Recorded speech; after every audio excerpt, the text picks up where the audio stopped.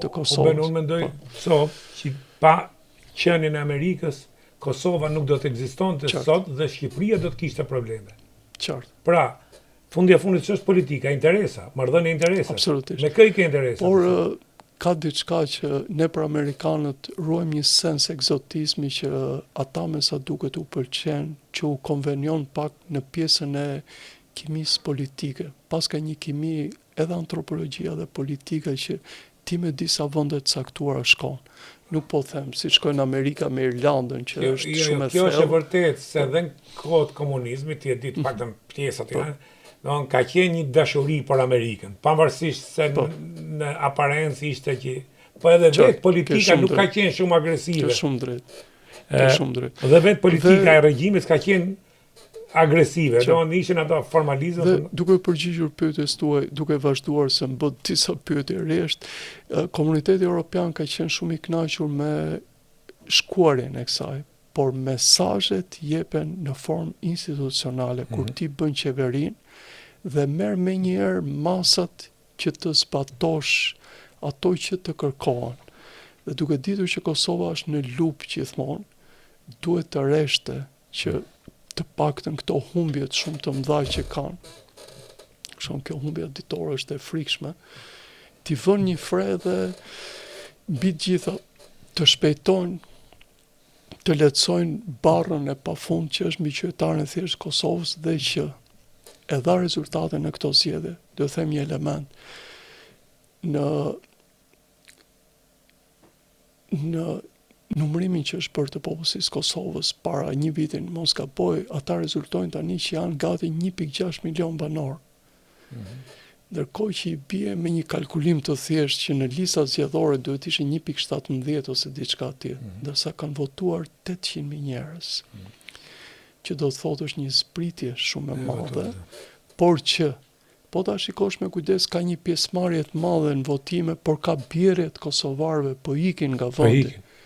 Dhe të lësh një vend tjerë para një agresori siç është Serbia që vetëm po pret momentin, Serbia do sulmoj. Them që ai patriotizmi që i bëjmë duhet se shqipojnë është folklorik. Është folklorik. Është folklorik, nuk i kanë. Këto e kanë serbët, për të qenë sinqert, po edhe grekët e kanë më të fortë, nëse e kanë të vërtetë, e kanë institucional. Nuk e di, është feja që kanë dikuben apo besoj që është feja, po besoj që është dhe nacionalizmi. Feja dhe nacionalizmi kur gjejnë mundësinë, po, janë dhe luftrat. Luftrat i edukojnë popujt. Luftrat janë higjen për popujt. Por uroj që luftrat të jenë të qarta dhe të jenë të pastra. Bene, çfarë ndikimi do të kenë këto zgjedhje për përgatitjen e zgjedhjeve të ardhshme parlamentare? Po, besoj që nëse nuk do arri zoti Kurti në 12 ditët në vazhdim që të bëj qeverinë, ai sot ka filluar nga takimet, atëre dhe me çfarë shikojnë nga predispozita e vetëvendosjes, ata do kërkojnë që të kalohet në zgjedhje të përgjithshme, megjithse zakonisht mandati në këtë rast i takon partisë së dytë. Dhe duhet të jetë partia e dytë që të mendojë se e merr zoti Bedri Hamza, i cili duhet vendoset, po me çfarë shikoj Kosova do detyrohet që të shkojë në zgjedhje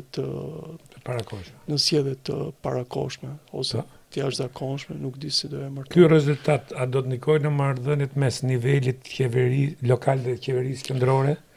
Dhe ka rrezik që të ketë blokada institucionale? Shumë, për një arsye, zoti Demalie, gjithmonë zgjedhjet janë të kalkuluara në mënyrë të tillë që të ketë diferencë të zgjedhjeve lokale me zgjedhjet e përgjithshme, sepse një pushtet korrigjon tjetrin dhe një pushtet shikon tjetrin.